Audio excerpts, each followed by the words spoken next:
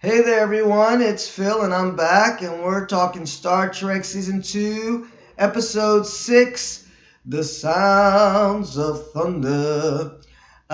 This was a really fun episode, a really cool episode of Star Trek Discovery. And Star Trek Discovery seems to be going by the original series formula for the classic films, where the odd ones are kind of they go from really bad to meh, right? Compared to the even number of films which are go from good to great to wow, awesome. So this one for me was better, definitely better than last week. I thought it was a solid episode, really, really good. Not as great as episode 4, which that one blew me away. That was really awesome. But I thought this episode was really, really fun. It added a lot to the Saru character, which for me is the best character on the show. He was it wasn't my favorite. Lorca was my favorite last season, but he was the first one that caught my attention, and I wanted to know more about, and I wanted to see how he was going to evolve. And he's having so much evolution this season, much more than Michael Burnham. And I was really happy with this episode starting with Saru giving his kind of captain's log, personal log. To begin with, I think he's a much better character, much more well written than Michael, which is a shame because I really want Michael to get there. She has moments. And actually, her best moments are when she plays off Saru. I thought she was so great in this episode. There's something about the interaction between the two of them that softens her character up a little bit, shows a little bit more of her humanity, her acting ability, because she's an okay actress, and when she's given better material, she can actually do something with it. And so this episode had the two of them together, and I think that a sibling relationship that they have is so great. And it's evolved so much since the beginning where he just totally despised her.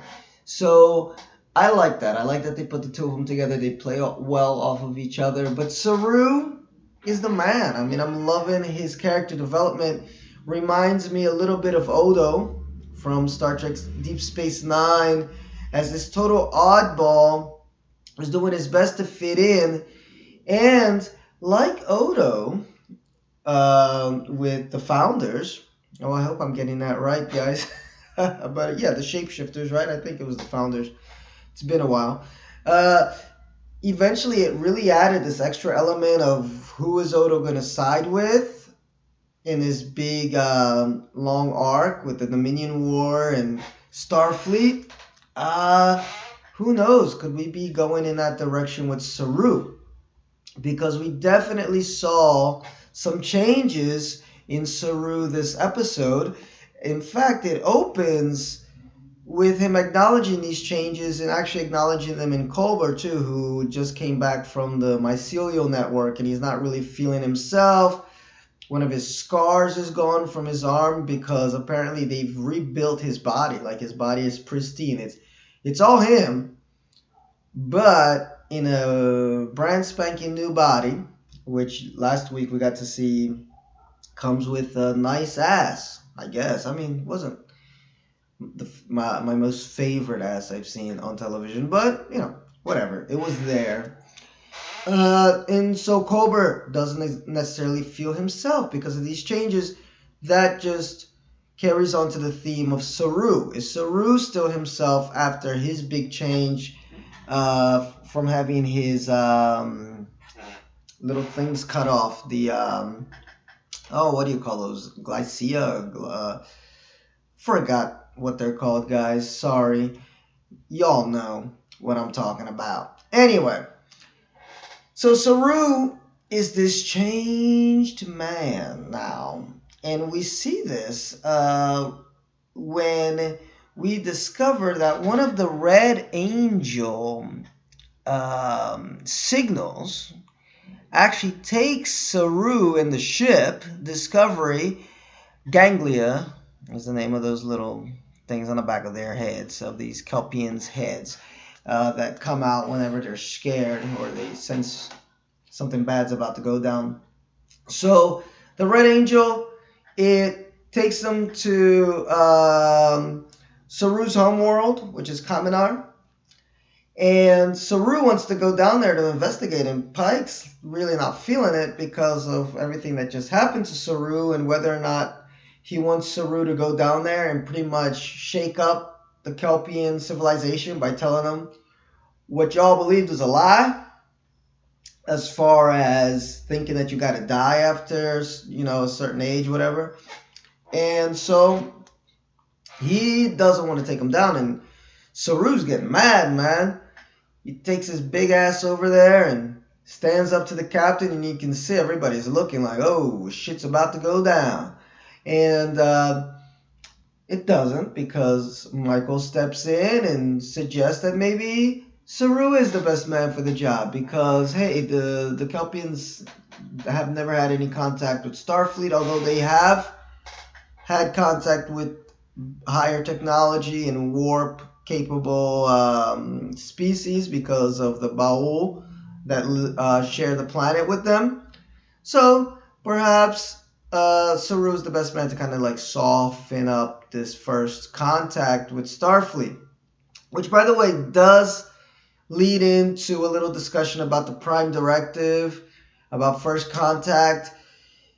Technically, the Kelpians are a pre-warp civilization, so technically they shouldn't make first contact with them, but at the same time, the Kelpians have this other species in their backyard, which is very much technologically advanced. Therefore, I guess they could make contact with them. It's like a mini debate. It's not one that I thought should have gone through the whole episode, and it didn't. I know I read in a few forums that people are kind of upset with this, like, oh, they threw out the Prime Directive and blah, blah, blah. And I'm like, come on, man. Have you been watching, I don't know, maybe you've been watching Battlestar Galactica for the last 50 years and not Star Trek. I mean, Star Trek, and I just threw Battlestar Galactica out there, guys, nothing against the show. I'm just saying, have you been watching Star Trek? I mean, the Prime Directive is the most loosey-goosey rule in the whole franchise. I mean, when it serves the plot, oh yeah, it's serious, right? But then when it doesn't, or it serves the plot to kind of ignore it, man, Starfleet's going down to planets, doing this, doing that all the time. So, I don't know. For me, the Prime Directive, I mean, it's there. And I like that they acknowledge it at least before they break it. But they usually break it, all the time.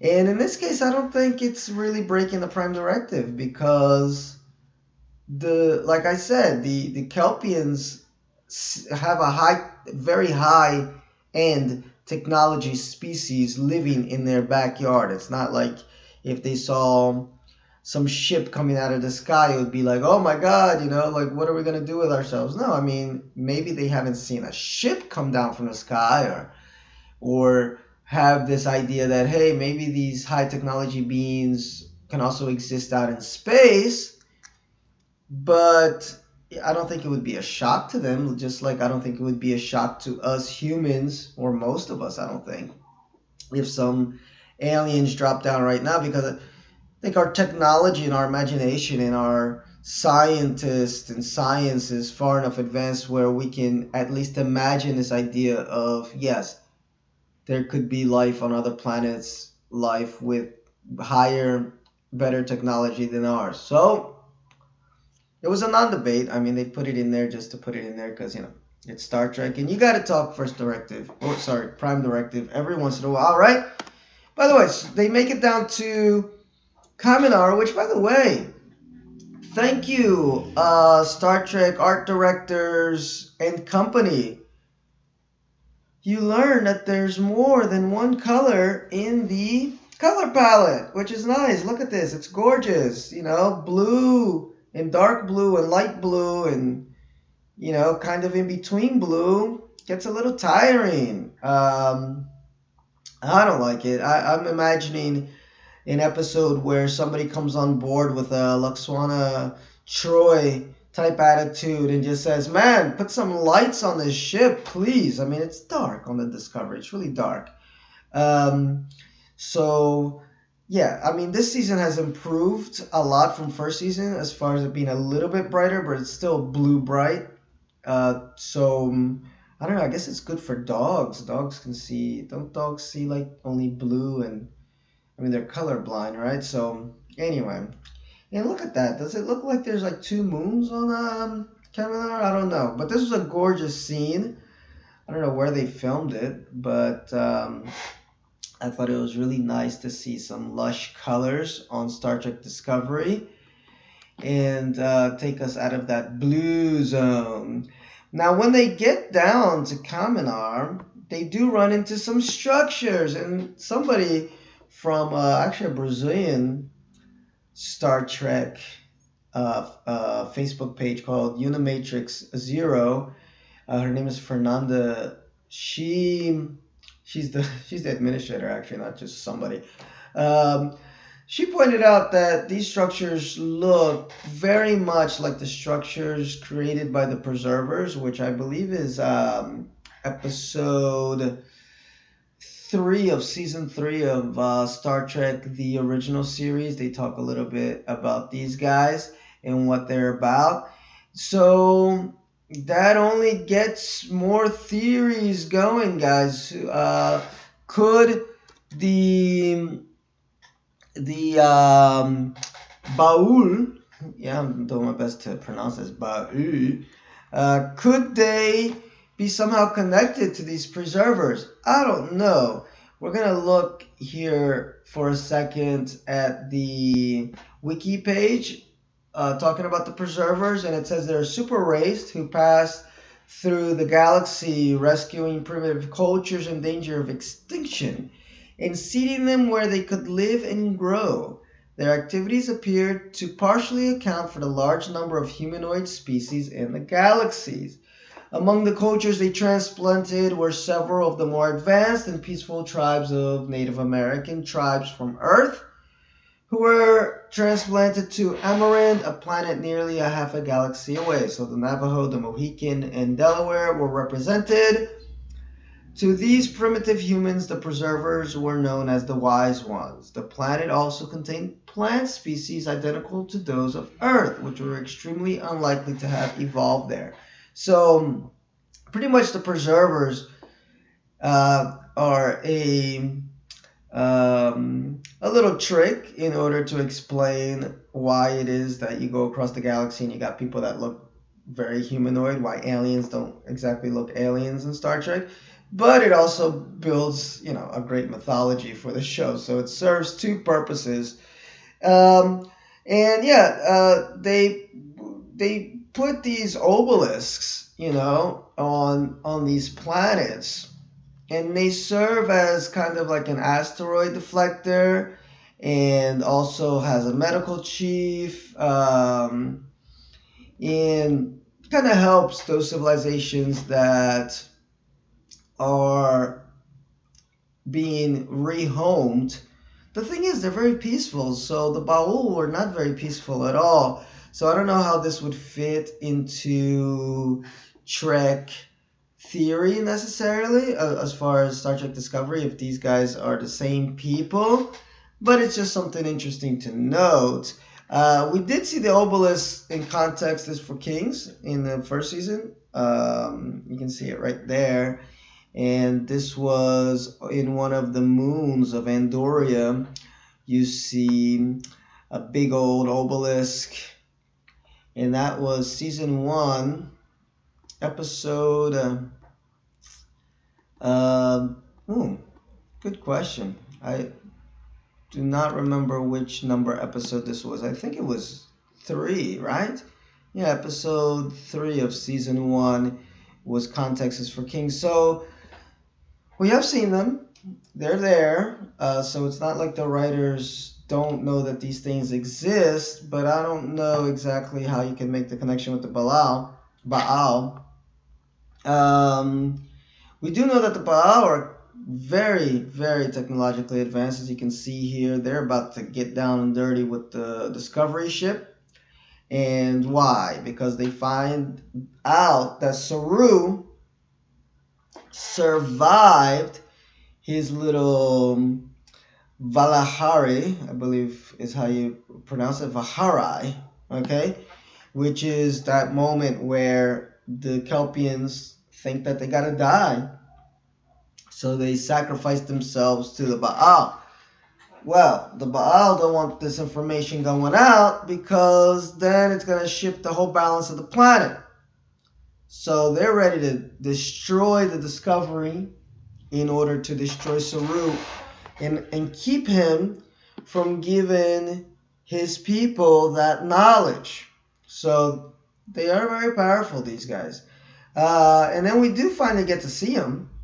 And they were creepy, man. Red-eye creepy. And they reminded me a bit of Armus, which was this creature that killed Tasha Yar in Star Trek The Next Generation. So, maybe they're distant cousins. They seem to kind of manifest out of the water, so who knows if that's their true shape or not. Not sure. I think there's more to these creatures, though. I hope we get a little bit more background to these creatures and how they got so technologically advanced, their relationship to the Kelpians. I mean, this episode can work as a one-off, but I think that it could also build up to something really cool as far as Saru's evolution is these people's evolutions from these very peaceful creatures to ones that now kind of show a little bit of strength. And when Saru does beam himself over to the ship in order to save the Discovery, we find out that he gets very strong, man. I mean, he's able to break free from these chains that got him tied to the wall. He's with his sister, by the way, which he meets when he's down at the planet or on the planet.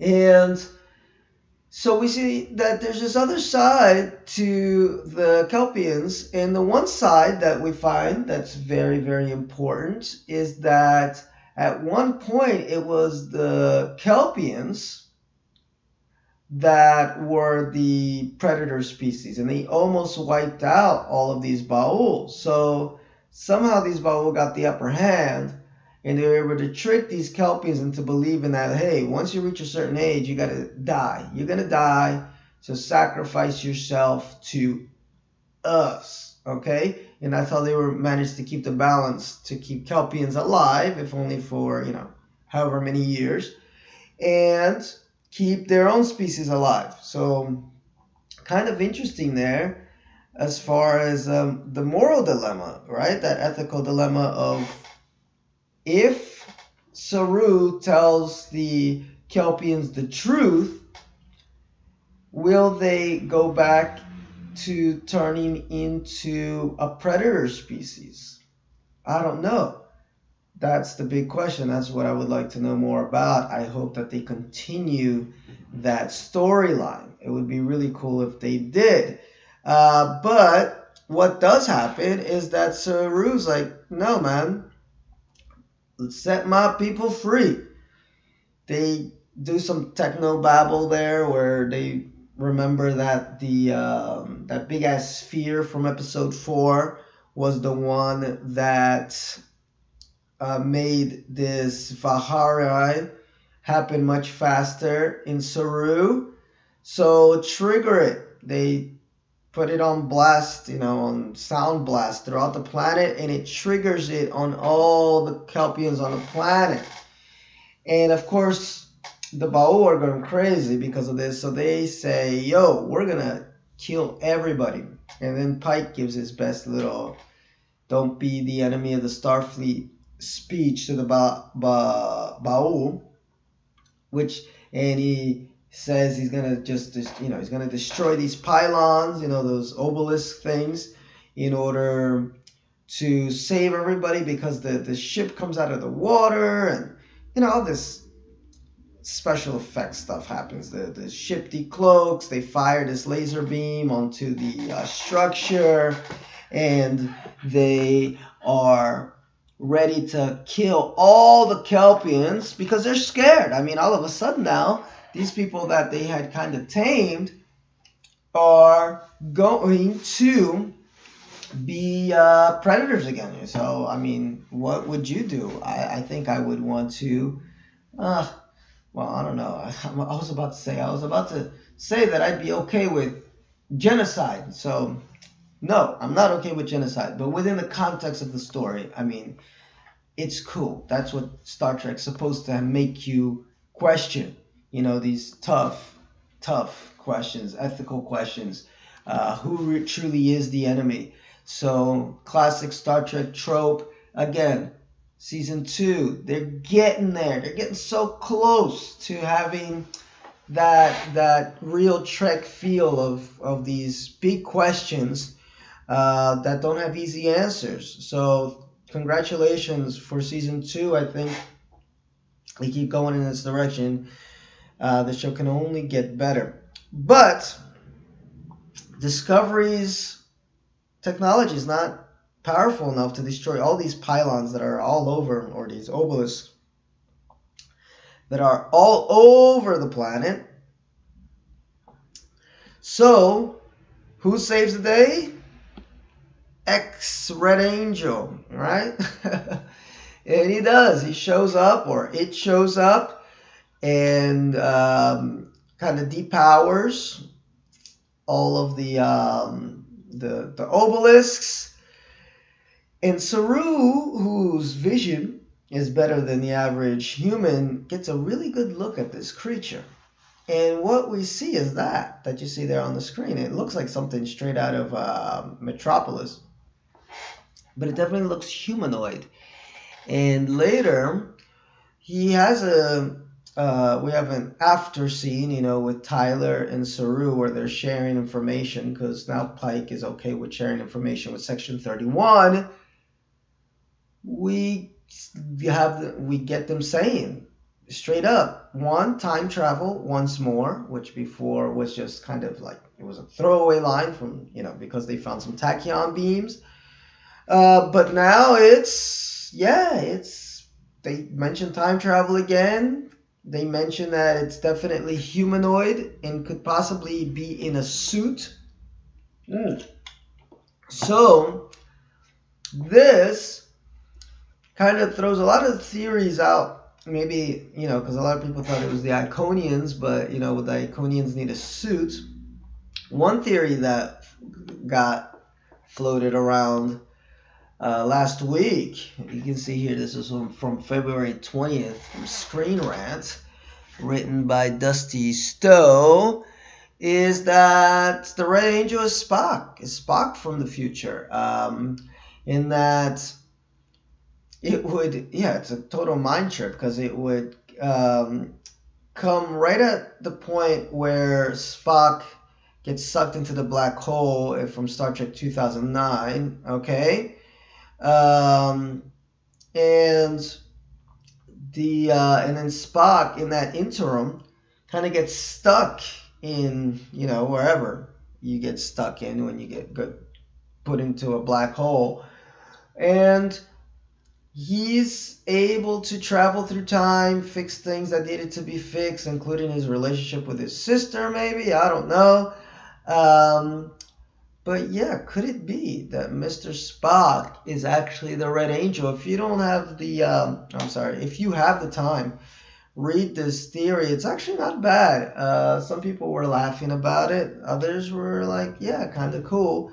I'm pretty split on it. I think if done well, it could be awesome, you know, to have this tribute, in a way, to the character of Spock.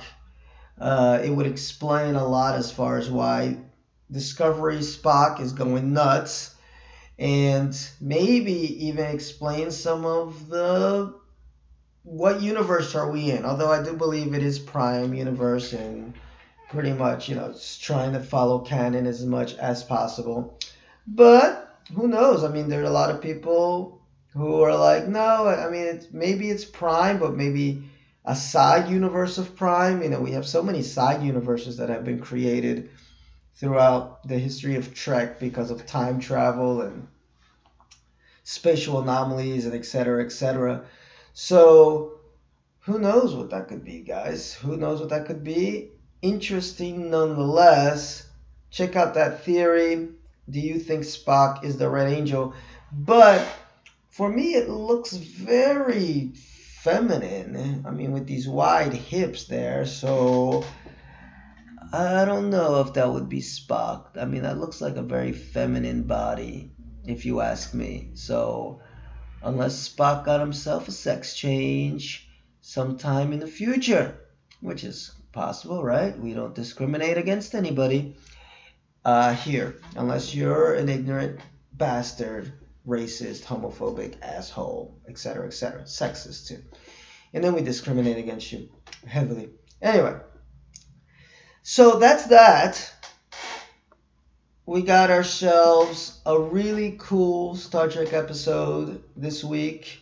Star Trek Discovery Season 2 continues to be, for me, more enjoyable than Season 1, although I really, really liked Season 1. But it's not a season that I would watch over again, mostly because it didn't have a lot of standalone episodes. It's something that you really do have to watch from beginning to end, and it's pretty effing depressing, Season 1. I mean, the storyline. It picked up. It was a lot of fun when they got to the mirror universe and all that jazz, but it just doesn't give you that feeling of like, at least not for me, of like, ooh, I can't wait to see that again. Season 2 still hasn't had that one episode where I'm like, oh, I really want to revisit that. Like, the other week I was watching In a Pale Moonlight again, and I was like, wow, that's an episode that every once in a while you go back to and you want to watch, or like Inner Light or Trouble with Tribbles, or, there's a bunch of classic episodes of Star Trek in all the series where, hey, let me just go back and revisit that because that was such a cool episode, such a cool little story. Star Trek Discovery hasn't had that episode. Number 4 came close. That was about as close as it's come for me. But it's certainly, it's moving in that direction. And it's Season 2, and anybody that's a Trek fan knows that Trek usually only gets to be like the classic Trek that everybody recognizes for each respective series. Only about the 3rd season, maybe back half of the 2nd. So it's on firm ground. It's still this show. I think it's been on firm ground since Season 1. It's still finding its footing, trying to find that balance between being serialized in also having standalone moments, being totally cool and comfortable with its special effects prowess, and all the beautiful scenery, all the computer graphics that 2019 affords, while also not forgetting that, hey, it's about just the characters and the people and the dialogue, and Star Trek is about that more than the other aspect, although the other aspect is very important for Trek too, and Trek has always been on the forefront, and I'm talking even back with those cardboard sets from the original series. But you look at that today and compare it to other shows of the time from the 1960s, and honestly, try to find some other show that looks as good as Star Trek did for that time. It moved the bar. Star Trek The Next Generation moved the bar. Deep Space Nine, again, moved the bar. Voyager. And I'm leaving out Enterprise, guys. I'm sorry. Not a big fan of Enterprise. But Star Trek has always been the show that's moved the bar ahead as far as the special effects for television,